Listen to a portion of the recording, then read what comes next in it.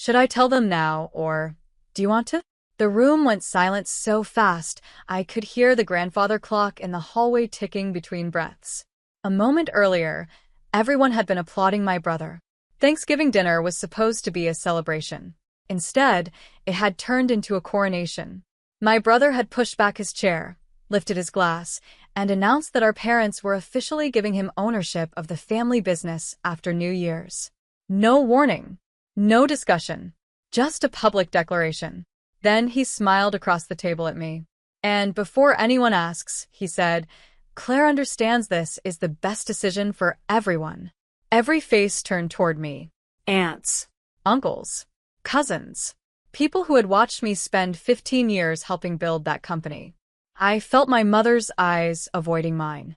My father focused on his plate. Neither of them said a word. That silence hurt more than the announcement, because I knew exactly what it meant. The decision had already been made. My brother leaned back comfortably. "You've always been more emotional than business-minded anyway," he added with a laugh. A few uncomfortable chuckles floated around the table. I picked up my wineglass. My hand was perfectly steady. That seemed to disappoint him. He wanted tears, shock, maybe even a scene. Instead, I took a slow sip and looked directly at my father. His face lost color before I spoke. He knew. The instant our eyes met, he knew exactly what I was thinking. "Should I tell them now?" I asked quietly. "Or do you want to?" The fork slipped from my mother's hand and clattered onto her plate. And for the first time that night, my brother stopped smiling. My brother looked around the table, confused by the sudden tension. What exactly is that supposed to mean? Nobody answered him. My father's jaw tightened so hard I thought he might crack a tooth.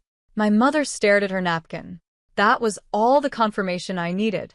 For years, they had convinced themselves the truth would never come out.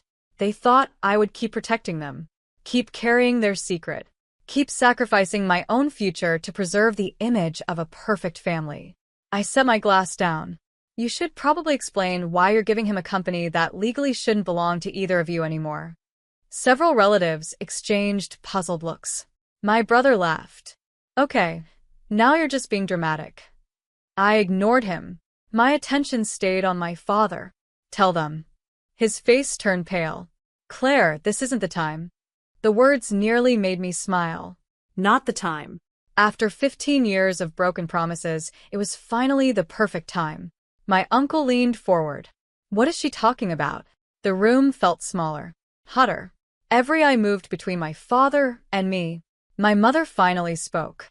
"Please don't do this." The fear in her voice changed everything. People noticed. Questions began appearing on faces. My brother's confidence started cracking. "Mom." She didn't answer him. Instead, she looked at me with the same expression she'd worn years earlier in a lawyer's office. The day she begged me to sign papers.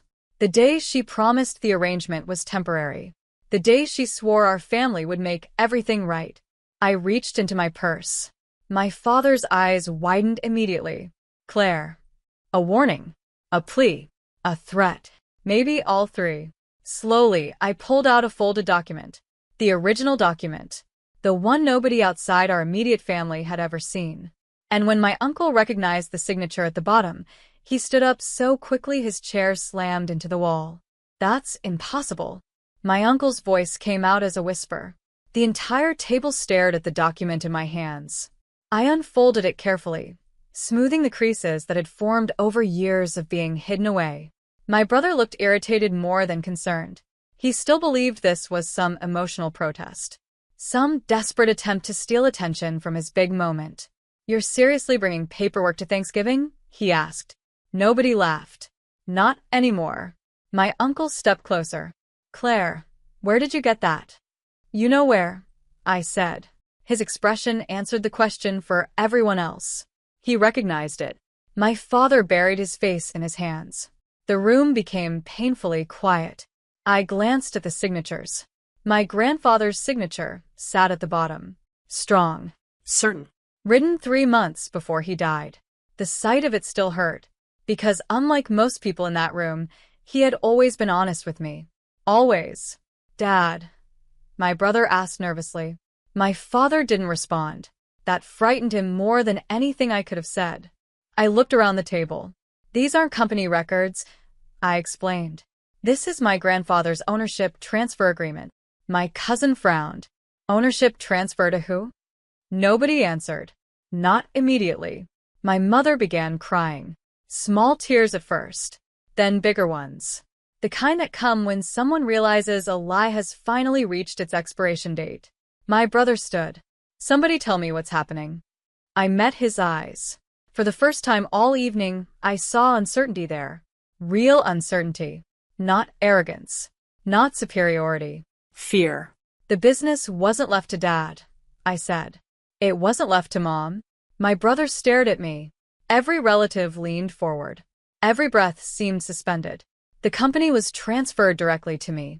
The silence that followed felt endless. Then my brother laughed. A short, disbelieving laugh. No. I slid the document across the table. Read the last page. He looked down, and as his eyes reached my grandfather's signature, every bit of color drained from his face. My brother read the page once, then again, then a third time. Each pass seemed to make the words less believable to him. His hands started shaking. No, he said quietly. This has to be fake. Nobody rushed to agree. Nobody defended him, because the signatures were real. The notarization was real. The witnesses were real. And several of those witnesses were sitting at the table. My uncle slowly lowered himself back into his chair. I remember this, he said. The room turned toward him. My father closed his eyes. He knew what was coming. Your grandfather called me to his office that afternoon, my uncle continued. He said he was restructuring everything before his surgery. My brother looked desperate. You knew? I knew he was changing ownership. My uncle swallowed. I didn't know the new owner was Claire. A stunned silence settled over the room. My mother sobbed openly now. The sound filled every empty space between us. My brother looked at her, then at Dad, then back at the document. You let me believe this company was mine. No one answered. That silence said enough. For years, they had let him sit in executive meetings. They had introduced him to clients as the future owner. They had built his entire identity around an inheritance that wasn't his. Then he turned toward me. The anger arrived all at once. You waited until now? I almost laughed. Waited? For 15 years, I had done the accounting, negotiated contracts, solved crises, and protected the company while my family treated me like temporary help. I hadn't waited. I'd endured. Grandpa asked me to keep the family together, I said. My voice remained calm. He believed eventually the truth would come out the right way. And this is the right way? His words were sharp enough to cut. I looked around the table. At the public announcement.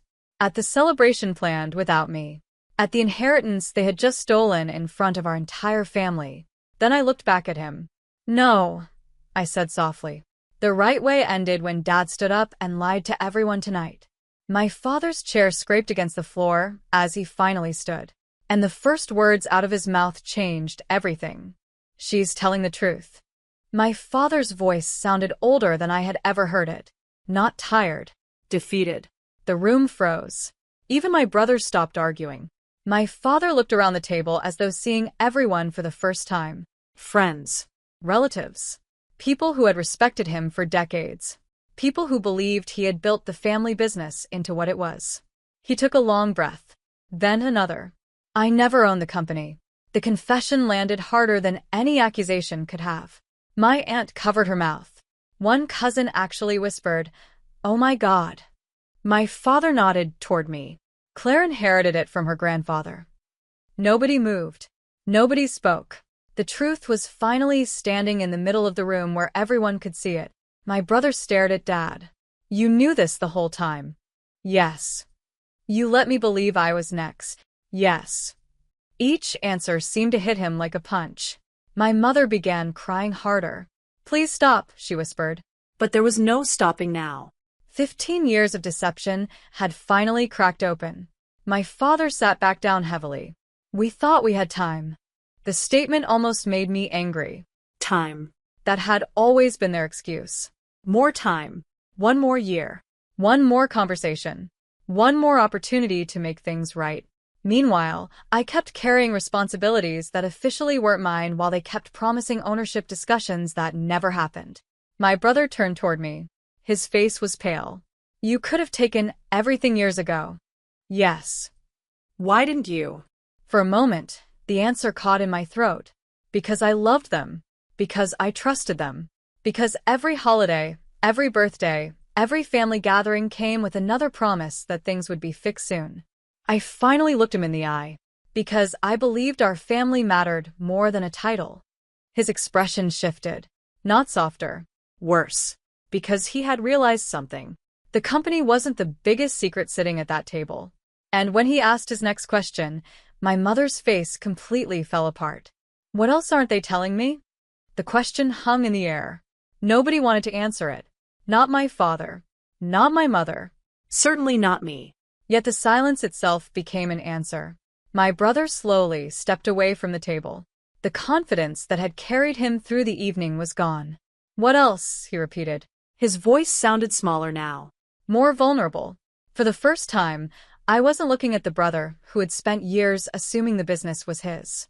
I was looking at a man realizing his entire life might have been built on half-truths. My mother covered her face. Please, she whispered. My father stared at the floor. My brother looked between them. Then his eyes settled on me. The same eyes that had mocked me an hour earlier. Now they were searching for honesty. Claire. I hated what came next. Not because it would hurt him. Because it would confirm something I had spent years trying not to believe myself. I swallowed. Grandpa didn't choose me because he thought you were incapable. My brother frowned. Then why? I looked at our parents. Neither one could meet my gaze. That told me everything. Again. Because he didn't trust them. The words landed like broken glass. My father flinched. My mother started crying harder. My brother stared. What does that mean? I reached into my purse again. A second document rested beside the first. One my grandfather had written by hand. Not legal paperwork. A letter. His final explanation. The letter I had read dozens of times over the years. The letter that had kept me awake more nights than I could count. My brother watched me place it on the table. Read it, I said. His hands trembled as he unfolded the pages. The room remained completely silent. His eyes moved across the first paragraph. Then the second. Then halfway down the first page. And that was when his expression changed. Shock. Confusion. Heartbreak. He looked up at our parents. Not at me. At them. Because whatever he had just read wasn't about business. It was about him.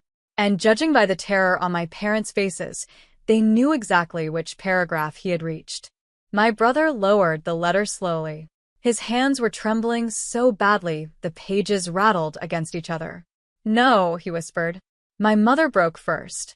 A strangled sob escaped her throat. My father remained frozen in his chair. The silence felt unbearable. My brother looked back down and reread the paragraph. Then he looked at our parents again. You lied to me my entire life. Nobody denied it. That was the worst part. Not one denial. Not one correction. Only guilt. Raw and unmistakable. My grandfather's handwriting filled the page. Years earlier, he had written that he loved both of us equally. That neither grandchild deserved to be punished for the mistakes of adults. And then he explained why he had chosen me. Because when my brother was 16, my parents had secretly taken money from company accounts to cover personal debts. A lot of money. Enough to put the business at risk. Grandpa discovered it. Instead of reporting them, he saved the company himself. Then he made a decision.